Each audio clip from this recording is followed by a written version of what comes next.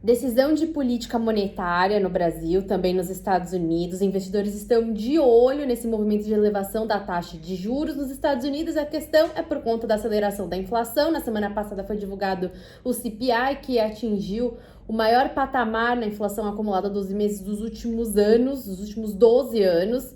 E tem essa discussão de retirada de estímulos com a redução do programa de compra de ativos que poderá ser anunciado na reunião que acontece na tarde de quarta-feira.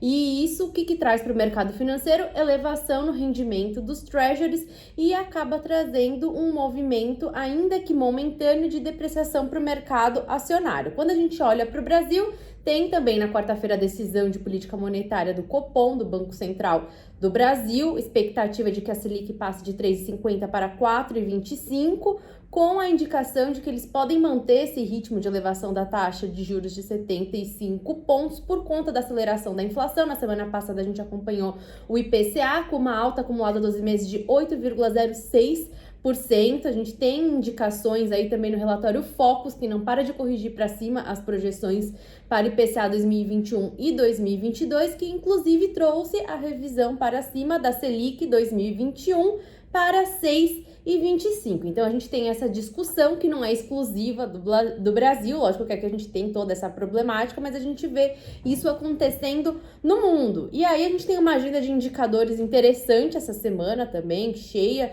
de dados de atividade econômica, e a leitura que os investidores fazem, que o mercado financeiro faz dados de atividade econômica mais forte indicam a possibilidade de bancos centrais, os principais bancos centrais das economias desenvolvidas, retirarem estímulo, e isso tende aí a apreciar o dólar. Então a gente tem aí como um obstáculo para a nossa taxa de câmbio esse movimento global de apreciação do dólar por conta dos dados econômicos nos Estados Unidos, que podem vir aí mais forte do que o esperado.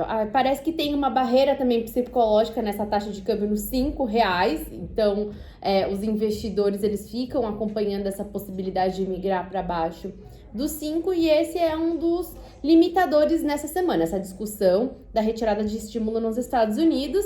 E por aqui a gente sabe que a atenção fica por o cenário inflacionário, mas essa elevação da taxa de juros não vai trazer uma alteração nesse fluxo para a renda variável. Acho que é essa a principal colocação, porque afinal de contas a bolsa é um dos ativos que você pode ter na sua carteira para se proteger de um cenário mais inflacionário, certo? Exatamente, né? Então, como você disse, essa semana é bastante importante para a gente monitorar, tá? De forma global, né?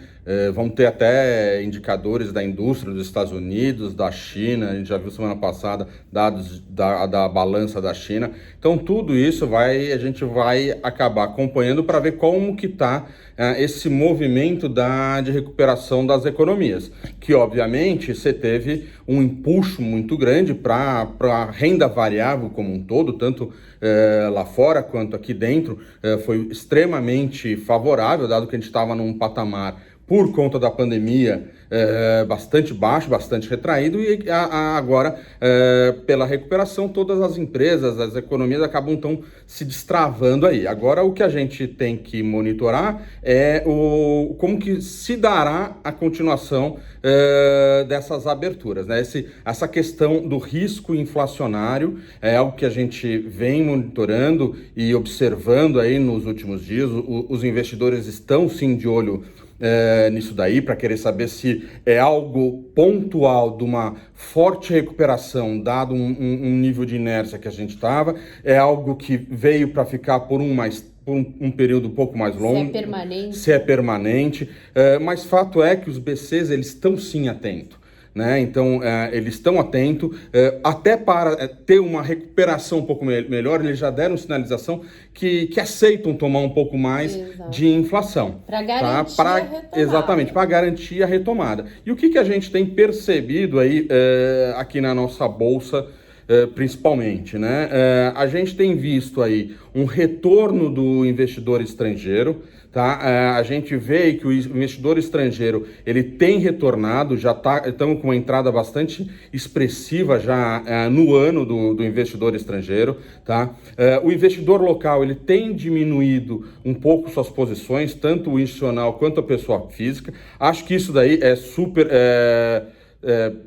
como que eu diria, super do momento, né? É justificável, né? Uma vez que a gente teve uma alta bastante expressiva, se a gente olhar dos últimos 6 meses, desde novembro para cá, a gente teve ações que subiram mais de 100%. E aí começa a ter uma cautela, porque Exatamente. Tem aquele medo, né? Principalmente do ingressante que é novo aí no mercado de renda variável, de uma possível realização, né? A gente tem essa síndrome aqui no Brasil. Tem essa síndrome, mas eu já comentei que assim, isso daí não é porque subiu muito que é obrigado a realizar muito, tá? Então vamos ter um pouco de cautela nesse momento. Mas, obviamente, muitas carteiras, tanto do institucional quanto das pessoas físicas, estão com resultado muito positivo. E nada mais sensato do que você fazer um reequilíbrio aí das suas posições. Diminuir um pouquinho a exposição aqui, aumentar um pouquinho a exposição lá. Então, acho que assim, é um movimento natural, acho que a gente está vendo isso daí acontecer. O estrangeiro, ele vem por conta do nosso cenário macro muito mais estável, a nossa economia com sinais de recuperação e, todavia, nossas empresas ainda têm espaço, têm fundamento para entregar bons resultados. E aí a gente sempre vai no mesmo ponto. E a gente vem ainda pelo dólar, né, cara? Essa questão que você falou, o 5.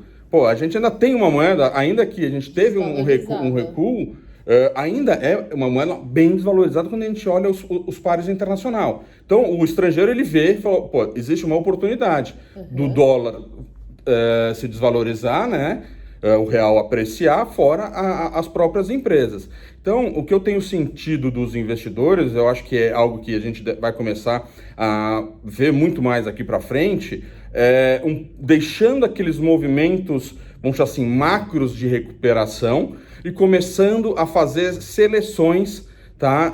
Indo no micro. Então, começando a analisar efetivamente aquela empresa, aquele setor para estar aumentando a exposição nesse, diminuindo naquele, né? Justamente para continuar buscando o alfa nas posições, né? E aí o que é interessante a gente também pontuar aqui, que a gente sempre bateu na tecla, né, dos setores que ficaram para trás desse processo de recuperação, que são aqueles setores mais sensíveis ao processo de reabertura da economia, que entregam serviços, não necessariamente produtos. Então, a gente tem um noticiário positivo com o cronograma de vacinação aqui em São Paulo, e isso acaba beneficiando bastante e injetando ânimo, né, dando sustância para essa expectativa de uma retomada mais pronunciada no segundo semestre. Mas vem aqui a observação: isso não significa que a gente não vai ver realizações em alguns momentos, porque a gente tem um cenário político que pode ser também um obstáculo aí para essa alta da Bolsa. Talvez houvesse mais fluidez nesse processo de recuperação do Ibovespa se não fosse pelo cenário político no Brasil. Exato. Que em algum momento pode trazer um percalço para essa recuperação. A gente acredita que isso fica um pouco mais em evidência no segundo semestre, por conta, né, já da movimentação para a eleição 2022. Então, sim, tem que se atentar a esse noticiário no país, porque isso pode trazer alguma influência, mas por conta dos indicadores econômicos, das sinalizações, a gente tem aí esse amparo de que tem uma trajetória de recuperação para o Ibovespa. A gente vê que algumas casas até exploraram a possibilidade do Ibovespa ficar entre 150 e 200 mil pontos. Então tem um cenário, sim, otimista para a renda variável. Exatamente. Assim, não é que é algo impossível. À medida que a gente tem uma recuperação, a gente vai vendo as melhoras. E, obviamente, os analistas, ao longo do tempo, eles vão ajustando os seus modelos. Então, assim, não é algo improvável, tá? Também não é algo impossível, tá? Hoje, pelos modelos dos analistas, em cima dos balanços das empresas do ano passado, projetando para frente, a gente ainda busca um target na casa de 145 mil pontos. A se desenvolver aí melhor ambiente aí para a economia, para as empresas, obviamente isso daí pode continuar muito bem subindo, né? Então é importante ter uma conversa com o seu assessor, olhar bem o que você está colocando aí na renda variável, diversificação, fazer um acompanhamento próximo, né? Renda variável, como já diz o nome, tá suscetível às oscilações, né? E acompanhar, né, o noticiário setorial, porque muita dessa expectativa que a gente tem aí positiva para o mercado acionário no Brasil, ele se dá não só por conta do contexto macroeconômico, dessas notícias que a gente fica acompanhando no dia a dia, mas por questão mesmo das companhias e das entregas que elas têm aí, as questões técnicas, né, que os analistas de cada setor vêm explorando nesses últimos meses. Exatamente. Lembrando que esse vídeo aqui não é uma recomendação, é apenas um ponto de vista nosso em relação aí ao mercado. Boa semana a todos! Boa semana!